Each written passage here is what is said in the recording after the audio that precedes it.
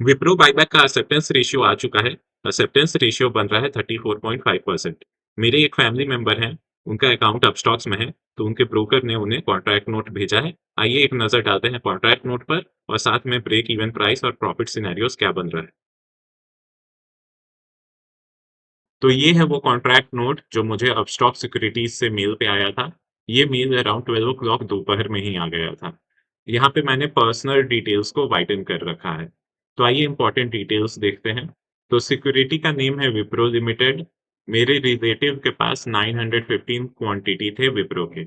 उसमें से 316 जो है वो 250 रुपीज पे सेल हो गया है। मतलब एक्सेप्टेंस रेशियो कितना बन जा रहा है? 316 डिवाइडेड बाय 915 जो कि आ जाता है अराउंड 34.53%। तो प्राइस जिस पे सेल हो रहा है वो है 250 rupees. Total sale value after brokerage क्या हो जाता है? वो हो जाता है आपका 250 मल्टीप्लाई 316। ये वो पैसा है जो आपके ब्रोकर को आपको रिफंड करना है। ये पैसा कल आपके बैंक अकाउंट में लाइकली है कि आ जाना चाहिए। तो अब ऑब्लिगेशन डिटेल्स एक बार देखते हैं। तो आपके ब्रोकर का पे आउट ऑब्लिगेशन है, इसलिए इसे नेगेटिव में लिखते हैं। तो ब्रोकर का पे आउट ऑब्लिगेशन है -79,000 रुपीज़ का। लेकिन ब्रोकर को मिलना चाहिए ब्रोकरेज चार्ज ₹20 का। वो डीमैट ट्रांज़ैक्शन चार्ज अब स्टॉक्स खा रहा है ₹20 का। जीएसटी है 3 और ₹4 का और बाकी स्टैम्प ड्यूटीज़। तो net amount receivable by client बन जा रहा है 78,858 रुपीज़ का। तो ये पैसा 78,858 रुपीज़ कल आपको आपके बैंक अकाउंट में मोस्ट लाइकली है कि आ जाएगा। तो ऐसे कॉन्ट्रैक्ट नोट को पढ़ा जाता है। Break even table. तो अब जब हमें एक्सेप्टेंस रेशियो पता है 34.5%, तो हम अपना ब्रेक इवन प्राइस कैलकुलेट कर सकते हैं हमारा परचेज़ प्राइस के लिए। ब्रेक इवन प्राइस का मतलब होता है कि जिस प्राइस पे आपको ना प्रॉफिट हो, ना लॉस हो। कहने का मतलब कि आपको जब आपके बायबैक में शेयर एक्सेप्ट हो रहे हैं विप्रो के, तो आपको प्रॉफिट हो रहा है क्योंकि शेयर 250 पे बिक जा रहा है। लेकिन जो आपके अनएक्सेप्टेड शेयर्स हैं, क्योंकि विप्रो का दाम गिर के ₹175 पे आ गया है, तो उसपे लॉस भी तो हो रहा है। तो जब ये प्रॉफिट लॉस जो है आपस में मिटिगेट हो जाए और net P and L zero हो जाए, तो उसे हम ब्रेक इवन प्राइस कहते हैं। तो अगर परचेज़ प्राइस ₹205 है, तो ब्रेक इवन प्राइस बन रहा है 181.3 रुपीज़। ₹200 पे ब्रेक इवन बन रहा है 173.6। जबकि 195 पे अगर आपका परचेज़ प्राइस है, तो ब्रेक इवन प्राइस है 166 रुपीज़। जिनका परचेज़ प्राइस 190 रुपीज़ पे है, उनका ब्रेक इवन बन रहा है 158.4 rupees. Break even and profit loss analysis for 900 shares. तो हम अज्यूम कर रहे हैं कि आपके पास 900 शेयर्स के आसपास थे रिकॉर्ड डेट पे, तो आपका प्रॉफिट सिनेरियोस क्या बन रहा है? अगर आपका परचेज प्राइस ₹205 था, तो आप नेट नेट लॉस में हो ₹3,700 का। विप्रो का प्राइस ध्यान रखें कि गिर के ₹175 पे आ गया है, जिसे हमने कैलकुलेशन के लिए यूज़ किया है। रिटर्न आपका बन गया -2%। परचेज़ प्राइस 200 रहता, तो आपको प्रॉफिट होता है लगभग-लगभग 787 रुपीज़, यानी लगभग कुछ नहीं प्रॉफिट हुआ। 195 परचेज़ प्राइस रहने पे आपको प्रॉफिट होगा ₹5,200 का नेट-नेट, रिटर्न ऑफ 3%। जबकि परचेज़ प्राइस ऑफ 190 रहने पे आपको प्रॉफिट हो रहा है ₹9,787 का और रिटर्न ऑफ 5.72%।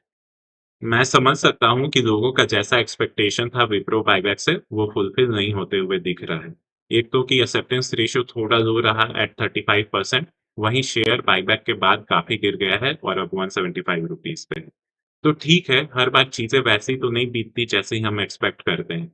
रादर आपको ये सोचना चाहिए कि इस जर्नी से आपने कितना कुछ सीखा और देखा और आने वाले फ्यूचर अपॉर्च्युनिटीज़ के लिए उसे यूज़ करना चाहिए। Opportunities are like buses, there is always a second one around. ये कहावत तो आपने सुना होगा। तो वही है, यहाँ पे हमने कितने सारे स्ट्रैटेजीज़ डिस्कस किए, call selling, put buying, future selling, partial future hedge. बीच में हमने शुरू के वीडियोज़ में जब मैंने बनाया था, तो वहाँ पे हमने देखा कि विप्रो का जो मार्केट प्राइस है और जो जून का फ्यूचर्स है, उसके बीच में बहुत प्राइस डिफरेंस था, जिसके कारण आर्बिट्राज क्रिएट हो गया था। और वो आर्बिट्राज का फ़ायदा उठा के हमने अच्छा प्रॉफ़िट कमाया, अगर आप लोगों ने ध्यान से देखा होगा तो।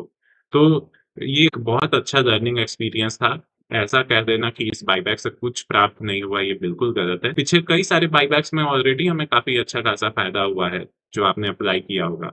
विप्रो का ही पास्ट बायबैक में एक्सेप्टेंस रेशियो 75% था, जो कुछ साल पहले आया था, जिसमें अच्छा मुनाफ़ा हुआ था।